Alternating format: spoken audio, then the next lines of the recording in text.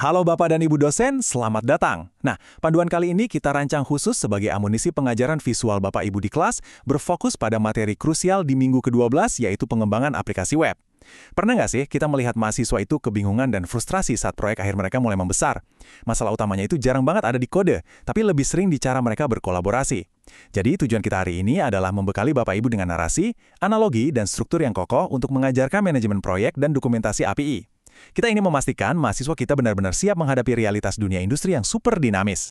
Oke, agenda pembelajaran kita hari ini mencakup pengantar manajemen tim web, prinsip kolaborasi web agile, membangun tim self-organizing, pengenalan dokumentasi API, API sebagai kontrak kolaborasi, dan ditutup dengan diskusi dan aktivitas kelas.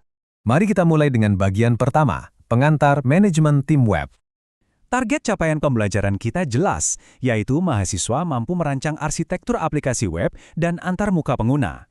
Tapi coba ingatkan ke mereka, pernah nggak sih ada aplikasi raksasa sekelas e-commerce yang dibangun dari nol sampai selesai cuma oleh satu orang di kamar gelap? Tentu nggak mungkin kan? Target ini sangat bergantung pada bagaimana sekelompok developer bisa menyatukan pikiran, membagi tugas, dan membangun sistem tanpa saling mengacaukan pekerjaan satu sama lain. Lanjut ke bagian kedua, prinsip kolaborasi web agile. Setelah mahasiswa sadar kalau kerja tim itu rawan kacau, kenalkan mereka pada solusi standar industrinya, yaitu Agile. Prinsip utamanya sangat menekankan kolaborasi harian, individu yang termotivasi, dan komunikasi tatap muka. Bapak Ibu bisa menyarankan mahasiswa untuk melakukan daily stand-up tiap pagi, dan tegaskan ke mereka yang suka sembunyi di balik aplikasi chat, ngobrol langsung itu tetap cara paling cepat dan ampuh buat meminimalisir salah paham. Ada satu kutipan tajam dari Agile Manifesto yang sangat bagus untuk dijadikan standar proyek mereka. Perangkat lunak yang berfungsi adalah ukuran utama kemajuan. Seringkan mahasiswa kita merasa produktif cuma karena sibuk bikin diagram berjam-jam atau rapat tanpa henti? Ingatkan mereka, di dunia nyata, kalau di akhir sprint nggak ada satupun fitur yang bisa diklik dan dipakai klien, ya semua dokumen tebal itu nggak ada nilainya. Masuk ke bagian ketiga, membangun tim self-organizing. Di web engineering modern, konsep manajemennya sangat berbeda. Kalau dulu manajemen itu hierarkis, sangat top-down, dan lambat, tim web e-modern justru bergerak sebagai tim yang mengatur dirinya sendiri atau self-organizing.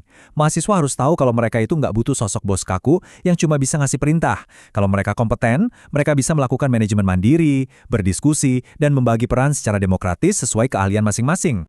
Tapi, tim yang sukses itu bukan berarti tim yang nggak pernah ketemu bug. Karakteristik utamanya adalah kompetensi, rasa saling percaya, lingkungan yang mendukung, dan tindakan korektif yang berorientasi pada tim. Ini momen yang tepat bagi Bapak Ibu untuk menegaskan aturan main. Kalau ada masalah teknis, selesaikan bareng-bareng. Nggak ada tuh yang namanya saling lempar kesalahan. Kegagalan satu anggota adalah kegagalan tim. Itulah esensi dari kolaborasi yang sesungguhnya. Sekarang kita beralih ke bagian keempat, pengenalan dokumentasi API. Setelah urusan komunikasi antar manusianya beres, bagaimana caranya kode buatan mereka ini saling ngobrol? Dokumentasi API adalah jawabannya. Pada dasarnya, ini adalah panduan teknis yang menginstruksikan developer cara berinteraksi dengan antarmuka perangkat lunak.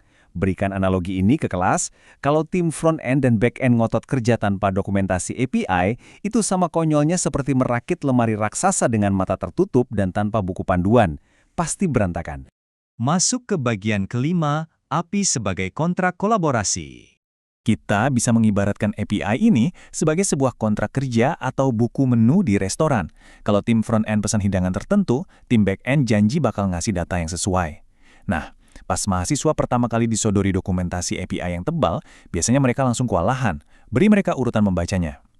Pertama, selalu mulai dari quick start untuk membuktikan instalasinya jalan. Kedua, pahami core concepts-nya. Ketiga, baru deh cek komponen atau referensi API-nya. Dan terakhir, selalu intip aktivitas komunitas di GitHub biar mereka nggak capek-capek pakai API yang ternyata udah ditinggalkan pembuatnya. Dan kita tiba di bagian keenam, diskusi dan aktivitas kelas. Di akhir kelas, saatnya kita ubah teori jadi aksi nyata lewat praktikum. Lemparkan tantangan ini ke mereka. Mampukah tim self-organizing kalian mereview dokumentasi API open source dan langsung mengimplementasikan fetch request dasar hari ini juga? Beri mereka waktu, biarkan suasana kelas jadi hidup dan penuh dengan diskusi yang sehat. Jadi, siapkah mahasiswa kita membuktikan bahwa mereka bukan cuma jago coding sendirian, tapi juga brilian saat berkolaborasi? Selamat mengajar Bapak dan Ibu dosen.